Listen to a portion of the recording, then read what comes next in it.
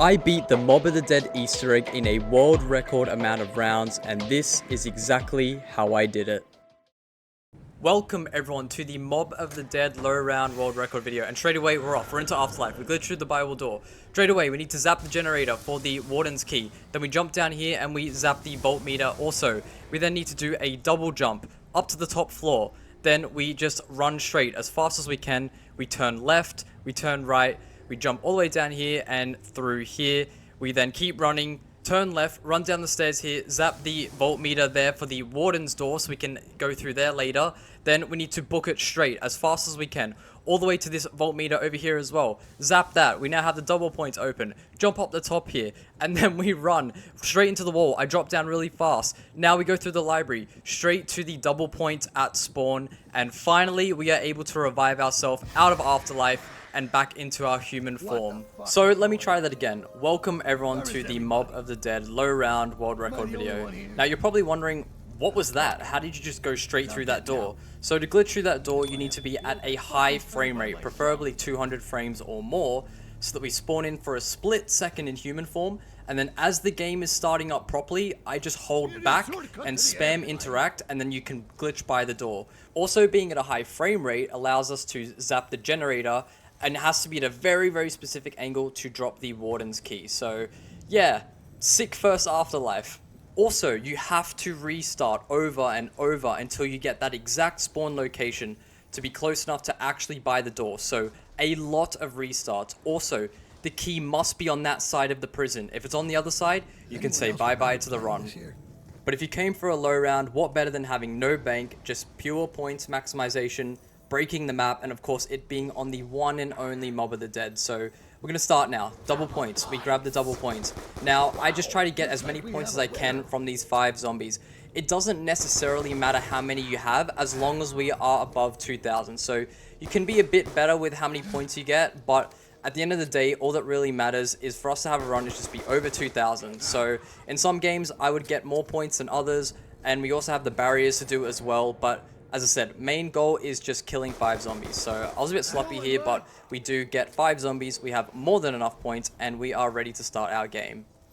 So we're going to make our way through the door that we glitched at the start, and we are on the cafeteria side. So we are able to grab the key. We did get that. And the 2,000 points that we need is for the cafeteria door and the infirmary door. So as long as we have those, enough points for that, we are good. And now that I've grabbed the key, we can come down into the showers. We can unlock this gate here so that we can zap that voltmeter later when we do our next Afterlife, which we're going to do right now. So we're going to go into Afterlife, and this one is a whole lot less stressful than the first one. The first one is actually really hard. So zap this voltmeter here. That will get us the double points. Make our way up into the infirmary, and then look for the door on the left. I accidentally almost skipped it. Mantle onto the roof. Then we shock this voltmeter here. That opens the door. Then we make our way back through the infirmary. This one was a whole, like, I could get this first time no problem. The other one, oh, that took a lot of learning and practice, because you have a very small amount of time. We zap the voltmeter in the showers, which allows us to get the first plane part. Then we make our way back up the stairs, out of the showers, and we are able to revive ourselves. Second Afterlife, no problem. So we can now activate the laundry machine to start the mini lockdown in the showers. Now, this is really not that hard. I mean, it's round 1. The zombies are actually quite slow.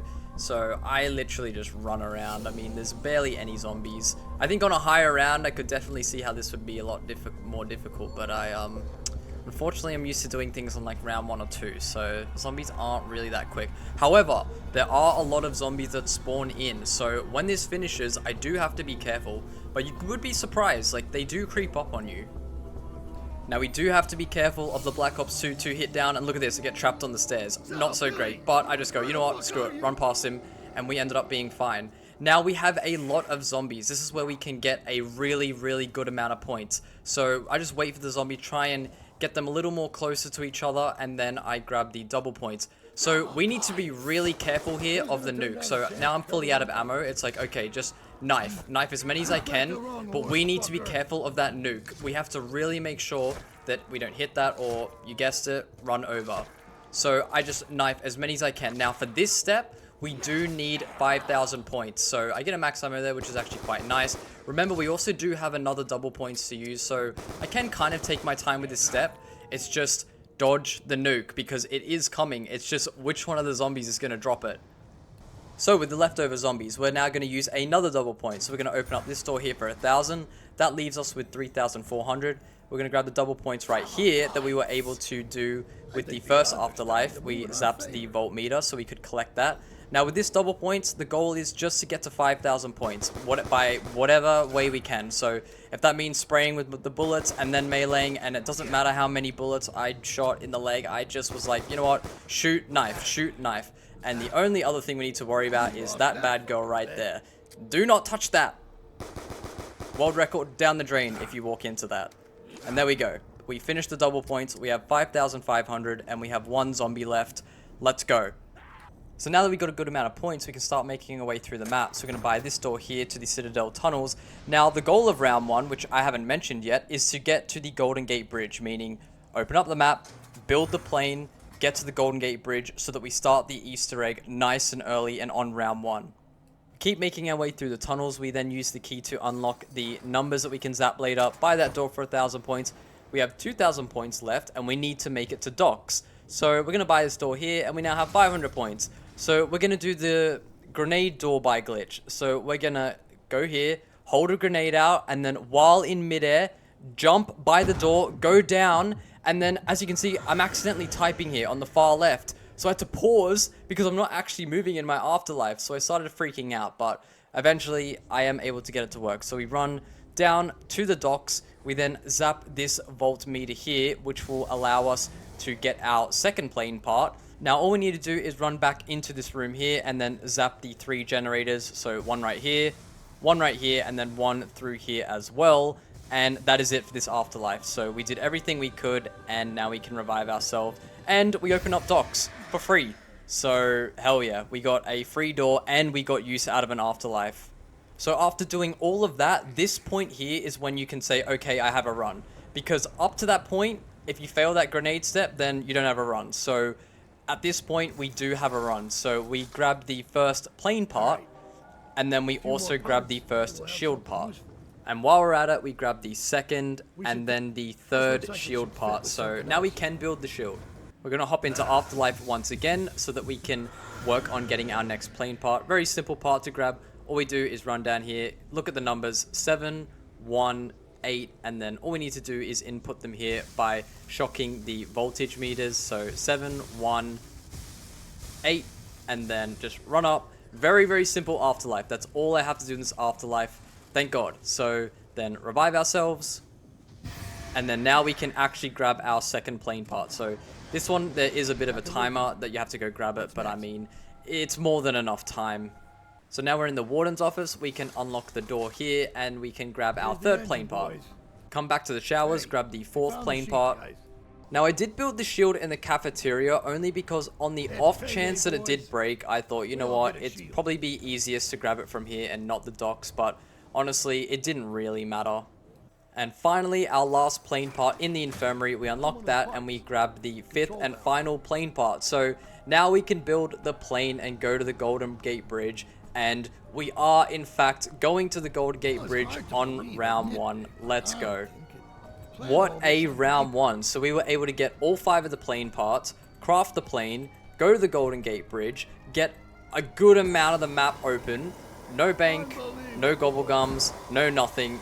Just pure and utter low round maximization. Now, I've played a fair few games of zombies over the last couple years, and I can probably say that this has been one of my favorite games by far, but we're not done yet. So, get to the Golden Gate Bridge, and now all we need to do is wait for the warden to spawn in. Now, I only have the starting pistol, so you are probably wondering, Zach, how are you going to kill the warden with the starting pistol? The short answer is, we're not. We're just going to dodge him, run around until the electric chairs spawn in, interact with them, and then go to the map, and he will despawn. He won't follow us onto the map. We don't have to worry about him. We can just run around him. So now that we are back in Afterlife, there's nothing that we need to do but revive ourselves. So no hardcore parkour, just a simple revive. So now we're going to start working on getting the Hell's Retriever. So if we kill a zombie in front of the location, the hellhound will pop through the wall, and then we need to now feed it zombies. So we need a total of 6 zombies to feed it fully, and we are going to kill this zombie here, and that is going to be the end of round 1, and we move on to round 2. So to start round 2, I'm going to collect all of the fuel cans to refuel the plane. So we go to all the locations that the plane parts were, and there are fuel cans waiting for us. Now that we have all 5 fuel cans, we can refuel the plane. I decided to do this at the start of the round, just get it done and out of the way. I just didn't want to risk accidentally ending the round somehow. Just thought, you know what, get it done nice and early. Why not? So the Easter egg does require us to go to the Golden Gate Bridge a minimum of 3 times. So we did it round 1, and now we have done it on round 2. Same thing again with the Warden. Just dodge him, wait for the electric chairs to spawn in, and then go back to spawn and revive ourselves. And then while we're here, I do end up buying the M14. I want to stay as far away from the zombies as I can, so buying the M14 definitely helps with filling up the rest of the hellhounds. Now that it's a new fresh round, we can start using the zombies to fill up the hellhound. So I think we need a total of 6. So we get all the kills that we need, and then the hellhound disappears into the wall, and then we have 2 other locations that we need to do. So we're at the second hellhound location, and I throw 2 grenades to try and get some extra points, and 1 I screwed up, so that's fun. But this area sucks. Like, you also have to remember that I am kind of shitting bricks because it is a 2-hit down, and this area sucks. So the second I can get out of here, I am out of here. So we start filling up the dogs, and I do use my pistol a little bit just to get some extra points, and that will be ending round 2. So now we are starting our 3rd and final round, if you want to call it that, because we're also going to do the cutscene as well, but the way that we do that is different to the normal Easter egg. Again, we just need to continue filling up the dogs. Hellhound. So that is our final kill, and I am just not going to stay here. I would have loved to wait for the animation to show the video, but I'm not going to risk a round 3 run, honestly. So I just booked it out of there. You can hear by the sound cue that we did complete that hellhound. So we are now in the infirmary, and we are going to pick up our first fuel can for the round. Now we're also going to do the 3rd and final hellhound in here, and this is really sketchy. So I'm sure as zombie players, we all know how much you shit your pants when it's round 100, round 50. I don't think anyone actually speaks about how much you shit your pants on a round 3, 2-hit down on BO2, no jug on a world record low round run. It is crazy. I was sweating here. I definitely was sweating here.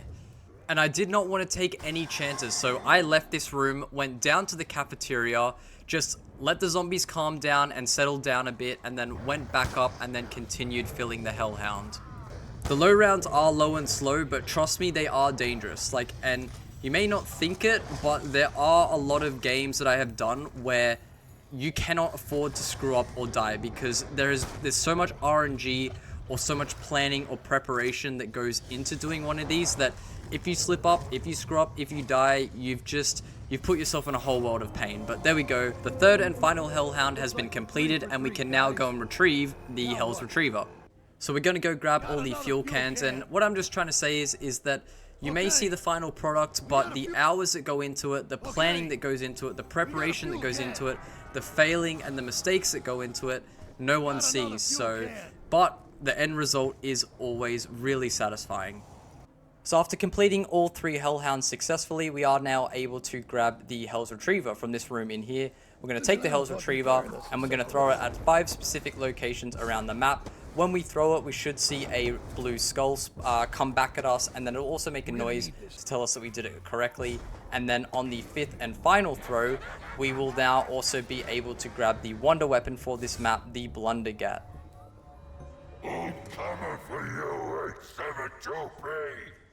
Also, we need to throw the Hell's Retriever at this poster for a later step.